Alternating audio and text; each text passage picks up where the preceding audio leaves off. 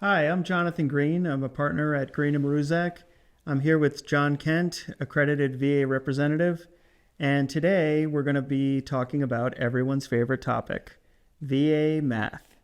So we hear from a lot of our clients who get frustrated because they get assigned disability ratings for multiple conditions, but when you add up those disability ratings, what ends up is you don't get your combined rating is actually less than when you add up those individual ratings. And what we tell our clients usually is this is how VA calculates it. It's the VA math. And unfortunately, it works out to the detriment of our clients because they don't get paid as much as simply adding up the individual assigned ratings. So, John, people don't have a great understanding of why and how VA combines ratings. So can you just take us through the basics of what happens when a veteran gets two different assigned ratings? Yeah, certainly. So as John mentioned, VA math is detrimental to the veteran. If you get a rating, that first percentage, for example, 50%, you get the 50%. However, when you get another disability rated, it's not the overall combined rating as a 100% person. Your next rating is supposed to be taken from the remaining portion deemed not disabled for VA. So for example, if you do have that 50%, for example, PTSD, that means that VA has found that 50% of you is disabled for VA purposes.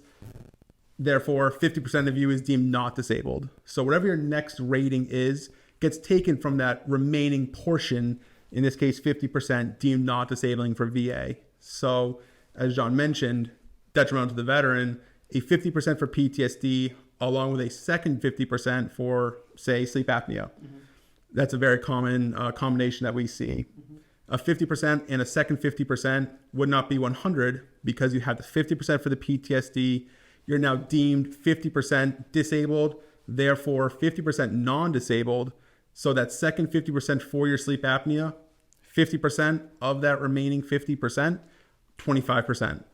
50% and 25% gets you to 75. So for VA purposes, rounds you up to 80, but 50 and 50 does not get you 100. 50 and 50 get you 75. That veteran will get paid at the 80% disability rate. And as you said, not the 100% disability rate.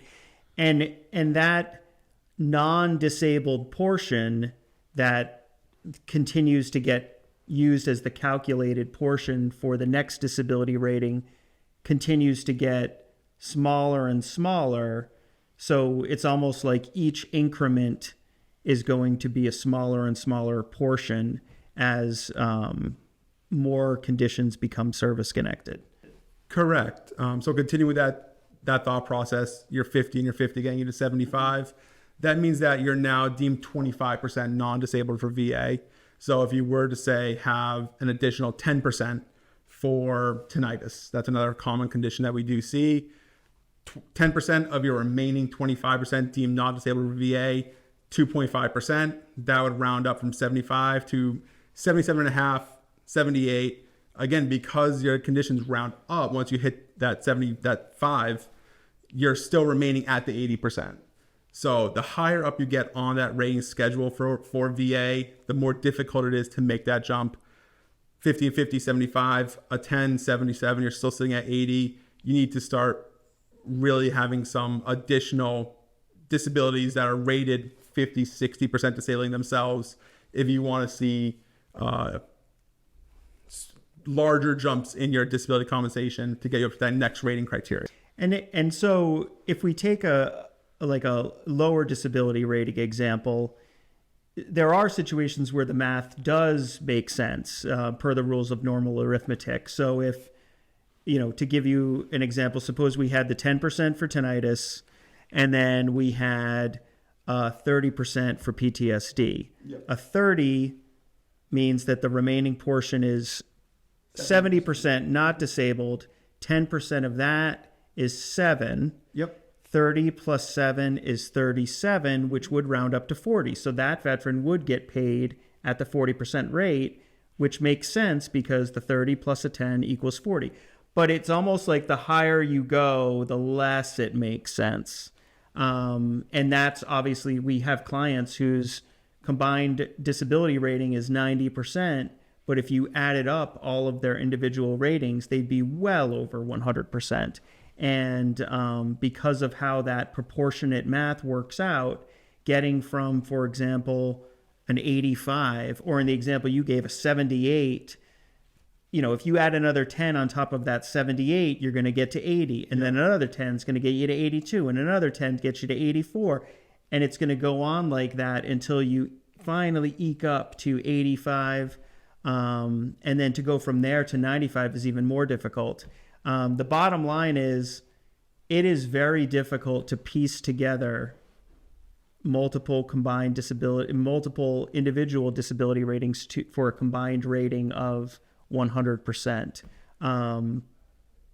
So part of what we wanted to mention is this sort of demonstrates the importance of TDIU, total disability based on individual unemployability. If you are a veteran who is not working because of their service-connected conditions, going for TDIU makes more sense because it cuts through all that VA math stuff.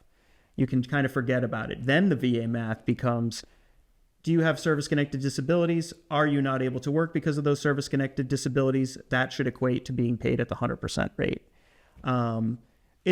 So we just did a couple of easy examples in our heads, but you can imagine when you got 5, 6, 7 different disabilities, it becomes very challenging. Is there a place to go to where you can sort of see the calculation done for you? There are websites that you can run VA compensation ratings calculators.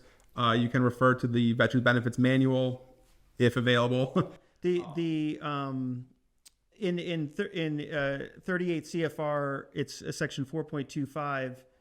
There's the grid, and that has the disability rating in increments of 10% going across the top and then on the side. So you can use that to figure out your combined rating. So good stuff to think about. We recommend using an online calculator to figure some of this stuff out, or go to section 4.25. If you do need help with any of your VA disability ratings, or you think they got it wrong, or you're struggling getting from a high rating to the next rung and want to consider TDIU, give us a call. We're happy to talk to you and support you in any way we can. So thank you and have a great day.